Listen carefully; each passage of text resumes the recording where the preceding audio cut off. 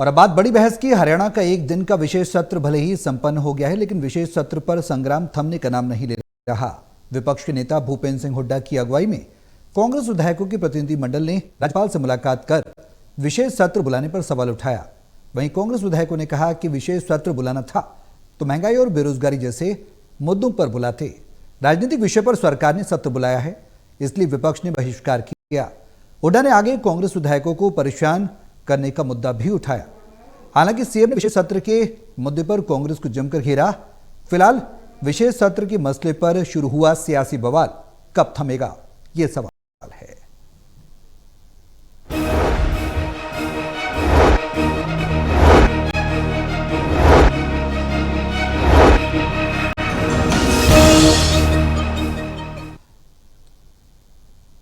तो नारी शक्ति वंदन अधिनियम असफल होने के बाद गिरने के बाद इस बिल को सियासी पारा हाई है और हरियाणा में जो एक दिन का विशेष सत्र बुलाया गया था उसको लेकर कांग्रेस लगातार आरोप लगा रही है कि राजनीतिक फायदे के लिए सत्र बुलाया गया था। इसी मुद्दे पर आज हम चर्चा करेंगे, क्योंकि कांग्रेस का प्रतिनिधिमंडल राज्यपाल से मुलाकात भी इस पूरे मामले को लेकर उसने की है। सियासी माहौल आने वाले समय में क्या कुछ देखने को मिलेगा, हरियाणा कांग्रेस पर इसका कितना प्रभाव पड़ेगा, और जमीनी स्तर पर अगर जमीन की सियासत की बात करें हरियाणा में क्या कुछ इंपैक्ट छोड़कर जाएगा ये मुद्दा, ये तमाम सवाल हैं जिनके जवाब हम तलाशेंगे। तमाम पैनलिस्ट हमारे साथ मौजूद हैं, उनका तारुफ मैं आपसे करा दूं। हिसार से टोटल टीवी के asset editor doctor Mahesh Kumar हैं, पानीपत से टोटल टीवी के एसेट एडिटर देवेंद्र कथुरिया हैं, वरिष्ठ पत्रकार वीरेंद्र सोनी जी हमारे साथ चर्चा में बने हुए हैं। आप सभी के साथ चर्चा आगे बढ़ाऊं, एक रिपोर्ट देखते हैं।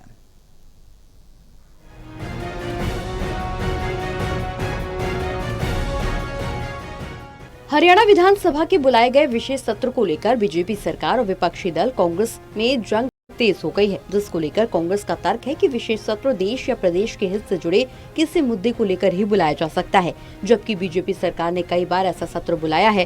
कांग्रेस का आरोप है कि सरकार राजनीतिक लाभ के लिए ऐसा कर रही है। कांग्रेस ने राज्यपाल से मुलाकात कर उनके सामने ये मुद्दा भी रखा है।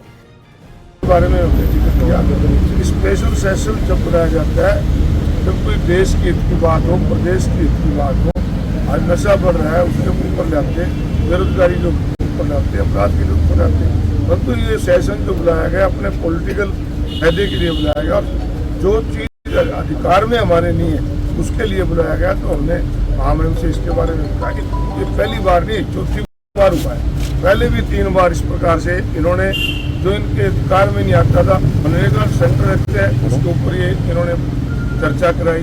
एक मुद्दा तो हमारे विधायक है मामन सामने उनके खिलाफ पॉलिटिकली से मुकदमे दर्ज हुए, उसके बारे में तो सामने मेमोरेंडम दिया है, कॉपी आपका।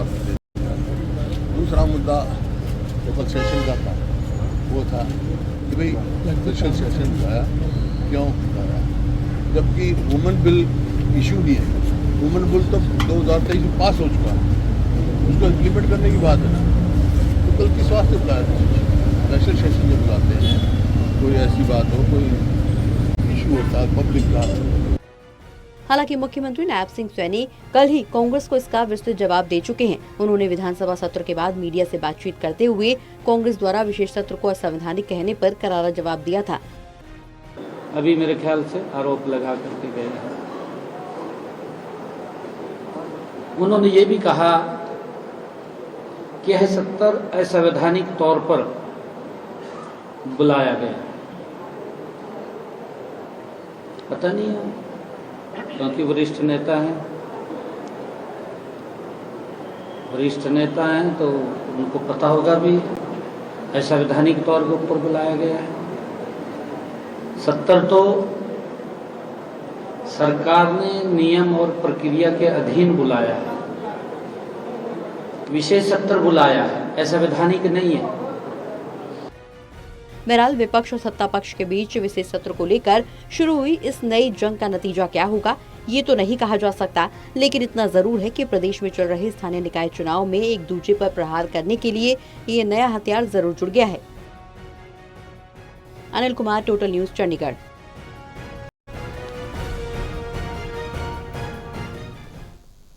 तो कांग्रेस और बीजेपी में जंग तेज हो चुकी है इस सत्र को लेकर, खासकर वुमेन रिजर्वेशन बिल है, इसको लेकर विपक्ष लगातार, हरियाणा कांग्रेस लगातार सवाल खड़े कर रही है और ये कह रही है सीधे तौर पर कि राजनीतिक लाभ के लिए ये सत्र बुलाया गया।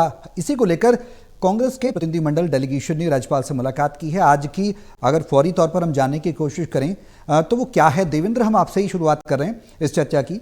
अब हरियाणा की सियासत किस करवट बैठती नजर आ रही है और विशेष सत्र पर जो संग्राम छिड़ा हुआ है उसका आने वाले समय में क्या कुछ इंपैक्ट देखने को मिलेगा, मौजूदा समय में क्या है वो भी बताएं।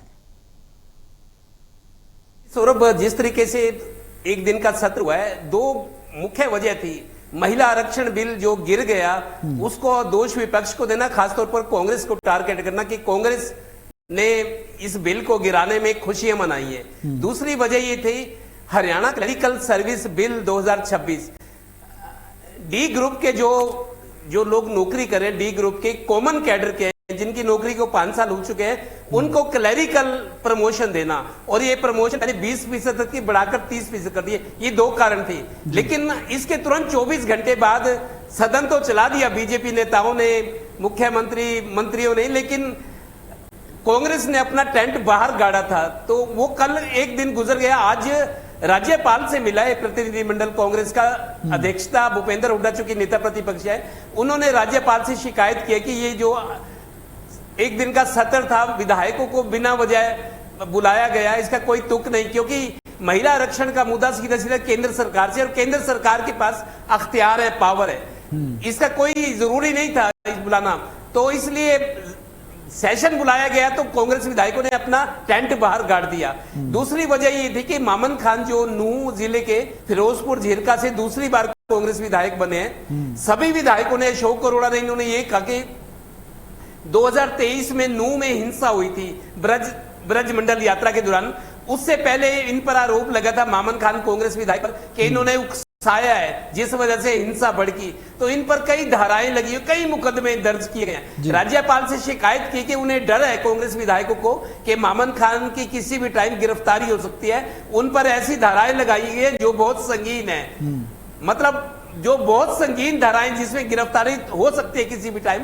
तो इस बात का विरोध है किया है, और राज्यपाल से गुजारिश की है कि वो सरकार को आदेश दे कि निर्वाचित जनप्रतिनिधि है उसको प्रताड़ित किया जा रहा है, ऐसे केस बनाए जा रहे हैं जिससे उनका करियर खराब हो सकता है। तो अशोक अरोड़ा ने भी ये कहा कि अगर हमें आशंका है कि अगर गिरफ्तारी होती है तो सदन से बाहर और सदन के अंदर हम पूरा एक बड़ा एजिटेशन चलाएंगे, और कांग्रेस विधायकों को डराया जा रहा है, प्रताड़ित किया जा रहा है। ये राज्यपाल से दो चीजें उनके नोटिस में लाई गई हैं। क्योंकि संविधान के तहत सरकार काम कर रही है, संवैधानिक प्रमुख राज्यपाल है, इसीलिए भूपेंद्र हुड्डा का कहना है कि हम राज्यपाल से अपनी गुजारिश लेकर आए हैं। महेश, किस तरह का सियासी संग्राम देख रहे हैं हरियाणा के अंदर? विषय से हटकर लाया गया तमाम आरोप सरकार पर लगाए जा रहे हैं, और अशोक अरोड़ा को भी आपने सुना होगा, महंगाई, बेरोजगारी रहता, अपराध रहता, नशे पर सत्र बुलाते, ये बड़ा मुद्दा था, उस पर बुलाते तो ठीक रहता, लेकिन राजनीतिक लाभ के लिए ये सत्र बुलाया सरकार ने। इन तमाम आरोपों के बीच क्या कहा जाए? देखिए, महंगाई, बेरोजगारी जैसे मुद्दों पर पहले से सत्र में बातचीत की जा चुकी है, ये मुद्दे उठाए जा चुके हैं। कोई भी ऐसा नया मुद्दा नहीं था जिसके लिए विशेष सत्र की जरूरत हो। लेकिन जहां सरकार महिला शक्ति बंधन अधिनियम का जिक्र कर रही है, नारी शक्ति बंधन अधिनियम का जिक्र कर रही है, और इसी बात को उठाने की कोशिश एक बार फिर इस प्लेटफॉर्म के जरिए की जानी थी। हरियाणा विधानसभा के इस 1 दिवसीय विशेष सत्र के दौरान की जानी थी। अभी हम काशी से सुन रहे थे प्रधानमंत्री नरेंद्र मोदी उसी बात को उठाने की कोशिश कर रहे थे कि ये कांग्रेस पार्टी जिम्मेदार है, समाजवादी पार्टी जिम्मेदार है, टीएमसी जिम्मेदार है, जो लगातार दशकों से महिलाएं इंतजार कर रही हैं, उनका हक उन्हें कब मिलेगा। और प्रधानमंत्री इस बात का भी जिक्र कर रहे हैं कि नई पार्लियामेंट इसी बात को लेकर बनाई गई थी, महिलाओं के हक और उनकी हिस्सेदारी को ध्यान में रखकर ही नई पार्लियामेंट का निर्माण किया गया था। लेकिन ये जो एक आगे कोशिश बढ़ाने की, महिलाओं को आगे बढ़ाने की जो कोशिश थी वो थाम दी गई। कांग्रेस पार्टी की तरफ से थामी गई, समाजवादी पार्टी की तरफ से थामी गई, टीएमसी की तरफ से थामी गई। तो ये मानकर चलिए कि अभी हमले लगातार प्रधानमंत्री के पद से, या कहें कि प्रधानमंत्री खुद उस कुर्सी पर बैठकर हमले लगातार बोल रहे हैं, और वही परंपरा मुझे लगता है कि नीचे राज्यों में भी देखने को मिलेगी। भारतीय जनता पार्टी का बड़े से बड़ा नेता और छोटे से छोटा कार्यकर्ता अब आम जन को यही समझाने में लगा है कि महिलाओं को तो मोदी जी आगे लाना चाहते चाहते थे, लेकिन कांग्रेस ने नहीं करने दिया। तो ये मानकर चलिए कि अभी इसी हमले को आगे बढ़ाने की कोशिश प्रधानमंत्री सरीखे नेता भी कर रहे हैं। भारतीय जनता पार्टी के लिए एक तरीके की जमीन तैयार की जा रही है और इसी तरह का काम नायब सिंह सैनी और उससे आगे नीचे कैबिनेट मंत्रियों का जिक्र किया जाए। और भारतीय जनता पार्टी का मंडल अध्यक्ष भी यही बात लोगों को समझाने की कोशिश कर रहा है कि महिलाओं को तो मोदी जी आगे लाना चाहते थे, कांग्रेस नहीं करने दे रही। तो मानकर चलिए कि महिला विरोधी होने के आरोप आम जन के जहन में पुख्ता करने की, पक्का करने की कोशिश यहाँ पर भारतीय जनता पार्टी लगातार कर रही है। और मुझे लगता है कि इसी मकसद को हासिल करने के लिए 1 दिवसीय विशेष सत्र बुलाया गया था। असंवैधानिक है ये तो नहीं कहा जा सकता, क्योंकि अधिनियम के तहत ही 1 दिवसीय विशेष सत्र बुलाया गया था। अब जो विषय चुना गया था वो विषय स्वीकार्य है या नहीं है ये अलग बात है। और यहाँ भूपेंद्र सिंह हुड्डा के शब्दों में समझने की कोशिश की जाए तो भूपेंद्र सिंह हुड्डा कह रहे हैं कि ये केंद्र का विषय था, इसका हरियाणा से कोई लेना देना नहीं था, लेकिन बावजूद इसके इसी विषय पर विशेष सत्र को बुलाया गया और एक तरीके की सोची समझी ये रणनीति तैयार की गई, जहां कांग्रेस पार्टी पर विधानसभा में खड़े कर हमला बोलने की कोशिश होती है। और यही वजह रही कि वो विधानसभा के इस 1 दिवसीय विशेष सत्र में अपने विधायकों के साथ शामिल नहीं हुए। तो जो हरियाणा विधानसभा के विशेष सत्र में नहीं हुआ, अब वो रैलियों में होगा, अब वो सामाजिक और राजनीतिक और धार्मिक कार्यक्रमों में होगा। प्रधानमंत्री, मुख्यमंत्री, तमाम अलग अलग भारतीय जनता पार्टी के दिग्गज जहां भी जाएंगे जनता को यही समझाएंगे और खासकर जो नारी शक्ति है उसे अपने पक्ष में करने की कोशिश बीजेपी का हर छोटे से छोटा और बड़े से बड़े नेता इस वक्त करता नजर आ रहा है। वीरेंद्र जी, क्या लग रहा है पूरे प्रकरण को हम देखें, कल भी हमने चर्चा की थी इस मुद्दे पर, अक्सर लगातार कर रहे हैं, जिस तरह की परिस्थिति बनी हुई है हरियाणा में और राज्यों में भी देखने को मिल रही है। यूपी में भी नारी शक्ति वंदन अधिनियम को लेकर बीजेपी शासित राज्यों में रैलियां निकाली जा रही हैं और महिला विरोधी होने का आरोप लगाया जा रहा है। मौजूदा स्थिति को देखकर क्या लगता है सर, हरियाणा के परिप्रेक्ष्य में अगर समझने की कोशिश करें तो आने वाले समय में किस तरह के इम्पैक्ट इसके हो सकते हैं, लॉन्ग लास्टिंग इम्पैक्ट भी होंगे, उसके बारे में थोड़ा सा आप हमें बताएं। हरियाणा में 95 लाख महिलाएं हैं जी, तो उनकी सहानुभूति हासिल करने के लिए ये भारतीय जनता पार्टी का वृहद अभियान है। इस अभियान के तहत विशेष सत्र भी बुलाया गया। विशेष सत्र के माध्यम से ये साबित करना था कि कांग्रेस जो विपक्षी दल की भूमिका में है उसने इस महिला नारी शक्ति वंदन अधिनियम को पारित नहीं होने दिया। तो अधिनियम तो पहले पारित हो चुका था।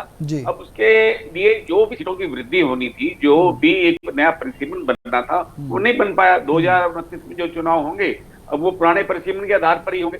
तो इसलिए अब कांग्रेस को एक खलनायक की भूमिका में पेश करने के लिए एक तरह की व्यूह रचना है। देखिए, भारतीय जनता पार्टी के सभी कार्यकर्ता बूथ स्तर से लेकर राष्ट्रीय स्तर तक यह सिद्ध करने में लगे हुए हैं कि कांग्रेस महिला विरोधी है और कांग्रेस अपनी छवि को तोड़ने के लिए तो कांग्रेस भी व्याज चला रही है। अब जब हरियाणा में विशेष सत्र बुलाया गया, ये बात ठीक है कि सत्र बुलाना सरकार का अधिकार है, सरकार कभी भी बुला सकती है, बिल्कुल। तो लेकिन उसका जो एजेंडा, जो कार्यसूची थी, वो तो सरकार ही तय करती है। विपक्ष को उस पर आपत्ति है और विपक्ष ने इसलिए, कांग्रेस ने जो है इसका बायकॉट किया, इस सत्र में शामिल नहीं हुई।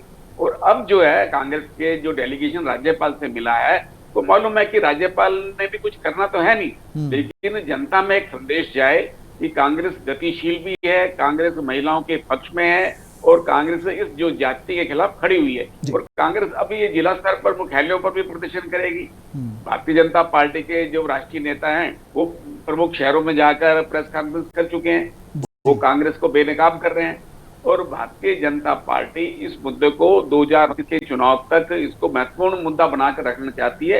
हो सकता है कि 2029 का चुनाव इसी मुद्दे पर लड़ा जाए। बिल्कुल। तो इसलिए कांग्रेस जो है अभी अंदरूनी गुटबाजी से जूझ रही है। अब जितने कांग्रेस के नेता हैं वो एक मंच पर भी नहीं आ सकते। मतलब अगर कांग्रेस के सभी नेता एक मंच पर आए तो इससे भी हरियाणा में एक वातावरण तो बनता है। लेकिन कांग्रेस के चाहे विधायक दल के नेता हैं, भूपेंद्र सिंह हुड्डा हैं, चाहे कुमारी शैलजा हैं या रणदीप सुरजेवाला है, वो एक मंच पर आकर एक साथ मुद्दा उठाते नहीं है। अगर एक साथ मुद्दा उठाएंगे तो कार्यकर्ताओं में भी संदेश जाएगा। तो जिला स्तर पर जो कांग्रेस के संगठन में भी मतभेद हैं वो भी दूर होंगे, लेकिन कांग्रेस की तो इस पर चिंता है नहीं। अब कांग्रेस में जो अंतर्द्वंद चल रहा है, जो महत्वाकांक्षा की लड़ाई चल रही है, वो तो जारी है, उसमें कोई परिवर्तन नहीं है। लेकिन भारतीय जनता पार्टी बड़ा संगठित संगठन है और जो उनके एजेंडा तय किया जाता है, जो विमर्श तय किया जाता है राज्य स्तर पर, उसको बूथ स्तर पर लागू किया जाता है, जबकि कांग्रेस के पास कोई ऐसी योजना है जी। नहीं। तो ऐसे में भारतीय जनता पार्टी ने अभी से 2029 की तैयारी शुरू कर दी है और कांग्रेस के अभी हाथ खाली है। कांग्रेस के पास कोई योजना नहीं है भाई आम मतदाता तक कैसे संपर्क बनाया जाए, जी। कैसे उसकी सरकार की विफलताओं को बुनाया जाए, सरकार की विफलताएं बताई जाए, गिनाई जाए, लेकिन कांग्रेस के पास तो ऐसा कुछ है नहीं। तो इसलिए कांग्रेस को तो यही लगता है कि भारतीय जनता पार्टी से लोगों का मोह भंग हो जाएगा और विकल्प के रूप में लोग जो है कांग्रेस को चुन लेंगे, कांग्रेस की सरकार बना देंगे। कांग्रेस इसी आशावाद पर निर्भर है। बिल्कुल बिल्कुल सही कहा आपने। और ऐसे में आने वाले समय में सियासी संग्राम का रुख क्या होगा, हरियाणा में इसका नफा नुकसान कितना होगा, ये तमाम ऐसे सवाल हैं जिनके जवाब तलाशने बेहद जरूरी हैं और जनता पर इसका इम्पैक्ट क्या होगा ये भी जानने की कोशिश करेंगे। फिलहाल समय कम है, आप सभी को मुझे रोकना पड़ेगा। बहुत शुक्रिया आप सभी का हमारे साथ इस चर्चा में शामिल होने के लिए।